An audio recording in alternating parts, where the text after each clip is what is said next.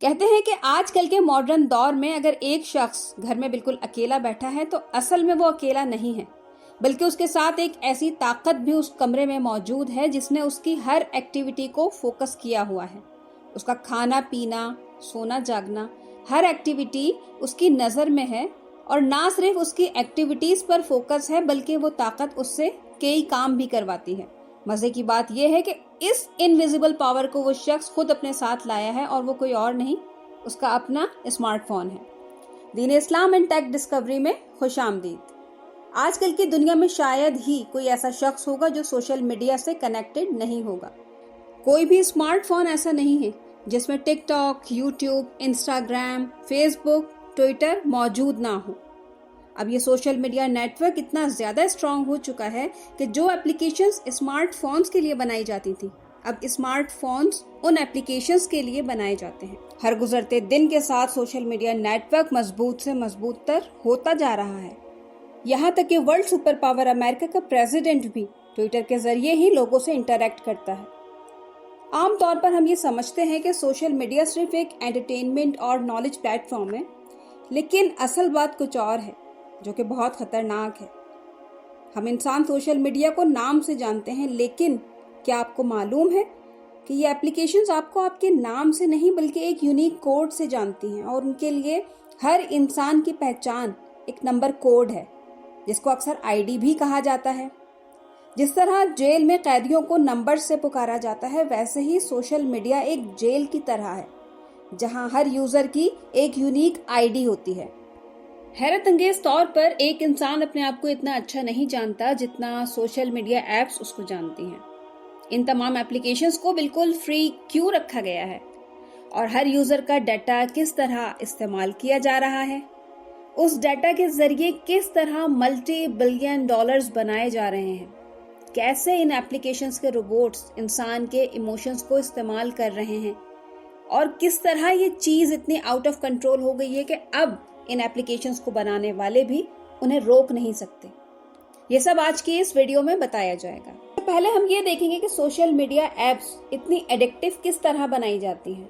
दरअसल इन कंपनीज की बैकबोन वो लोग होते हैं जो किसी की भी अटेंशन अपनी तरफ डाइवर्ट करने के माहिर होते हैं। उनको अटेंशन इंजीनियर्स भी कहा जाता है। ये वही इंजीनियर्स होते हैं जो कसिनोज में मुख्तलिफ गेम्स डिजाइन करते हैं।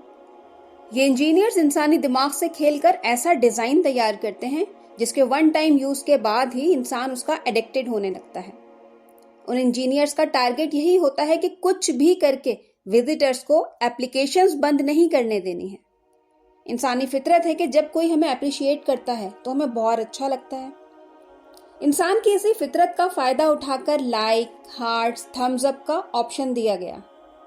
जब भी हम अपनी किसी पिक्चर को सोशल मीडिया प्लेटफॉर्म पर अपलोड करते हैं तो अपनी पोस्ट पर लोगों का रिएक्शन देखने के लिए बार बार फोन उठाकर चेक करते हैं और अगर ना देखें तो इस तरह के नोटिफिकेशंस आने लगते हैं कि किसी ने आपकी पोस्ट को लाइक किया है।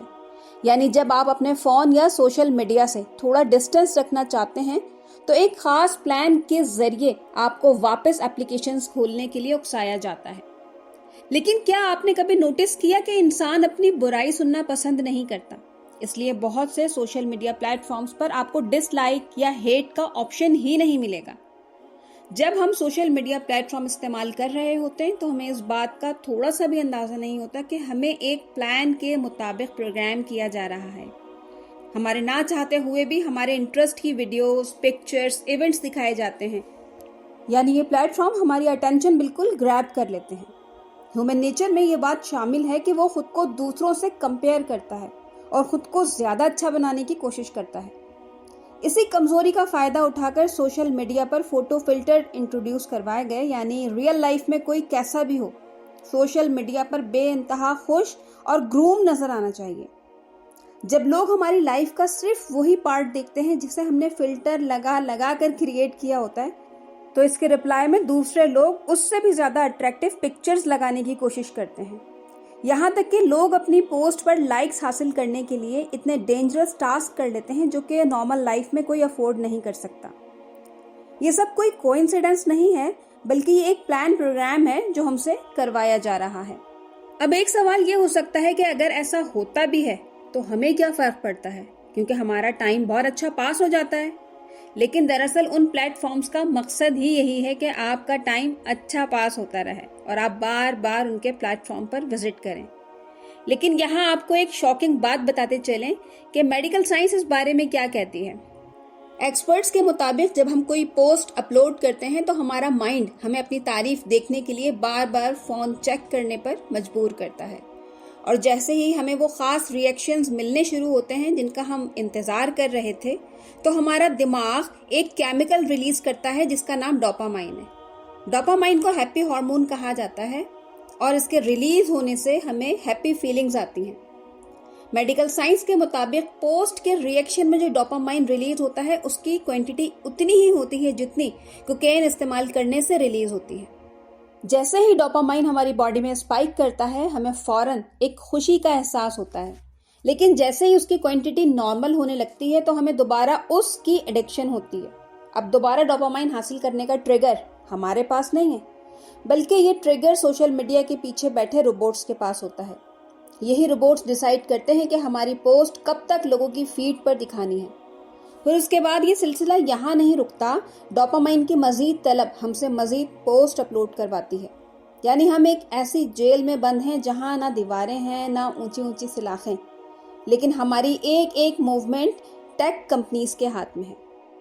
अब सवाल यह है कि ये टेक कंपनीज ऐसा क्यों करती हैं, उनका ऑब्जेक्ट क्या है और तमाम सोशल मीडिया प्लेटफॉर्म्स फ्री ही क्यों हैं।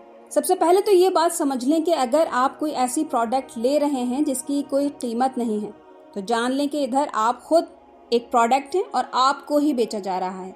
इस बात को इस मिसाल से समझ लें कि अगर एक ग्रोसरी स्टोर पर फ्री चॉकलेट्स का बोर्ड लगा है, जब आप फ्री चॉकलेट्स लेने के लिए अंदर आते हैं तो उससे स्टोर को दो तरह के फायदे होते हैं। एक तो ये कि इससे लोगों का रश बढ़ता है और दूसरे लोग भी अट्रैक्ट होते हैं, और जितने ज़्यादा लोग स्टोर में एंटर होंगे उतनी ही ज़्यादा सेल बढ़ती है। दूसरा फ़ायदा ये होता है कि जब आप फ्री चॉकलेट्स मांगेंगे तो या तो आपको कोई फॉर्म फिल करना होगा या कम से कम वो आपका सेल नंबर ज़रूर मांगेंगे, यानी वो सिर्फ एक चॉकलेट के बदले आपसे आपका डाटा ले लेते हैं। यही सब कुछ सोशल मीडिया प्लेटफॉर्म पर होता है, जहां हमसे हमारा सारा डाटा लेकर हमें उन एप्लीकेशंस की आदत डाली जाती है। हमारा नाम, age, cell phone number, location, even हमारा इंटरेस्ट भी पूछा जाता है और हमें हमारे इंटरेस्ट के अकॉर्डिंग एड्स दिखाए जाते हैं। और उस वक्त रियल टाइम में लाखों सुपर कंप्यूटर यही डिसाइड कर रहे होते हैं कि ऐसी कोई वीडियो दिखाई जाए जिससे हमारी इंगेजमेंट सोशल मीडिया के साथ बरकरार रहे। कभी गलती से कोई पोस्ट लाइक हो जाए तो ये आर्टिफिशियल इंटेलिजेंस रोबोट्स हमें उससे रिलेटेड और दूसरी पोस्ट दिखाना शुरू कर देते हैं। हम जितना ज्यादा टाइम उन प्लेटफॉर्म पर गुजारते हैं उतना ही ज्यादा उनको फायदा होता है। एक नई बीमारी जिसे सोशल मीडिया डिप्रेशन का नाम दिया गया है। अमेरिका में यंग जनरेशन में लाखों लोग इस बीमारी में मुब्तला हैं। डॉक्टर्स का कहना है कि जब हम दूसरों की जिंदगी का फेक पार्ट सोशल मीडिया पर देखते हैं तो हम इसे खुद से कंपेयर करते हैं और एक इंफीरियर कॉम्प्लेक्स पैदा हो जाता है और लोग डिप्रेशन में चले जाते हैं। बाज लोग सुसाइड भी कर लेते हैं। क्या आप जानते हैं कि सोशल मीडिया के आने के बाद सिर्फ अमेरिका में सुसाइड का रेशियो 151% बढ़ चुका है, जो कि मजीद बढ़ता जा रहा है। सोशल मीडिया के जिन इंजीनियर्स ने उन रोबोट्स को तैयार किया था वो कहते हैं कि हमें खुद भी नहीं मालूम था कि एक दिन ये चीज इतनी खौफनाक सिचुएशन क्रिएट कर देगी। ये मामला अब बिल्कुल आउट ऑफ कंट्रोल हो गया है और इसको अंडू करना अब मुमकिन नहीं रहा। आज की इस वीडियो को यहीं खत्म करते हैं। मजीद ऐसी मालूमाती वीडियोस के लिए चैनल को लाइक और सब्सक्राइब करना ना भूलिएगा। अल्लाह हाफिज।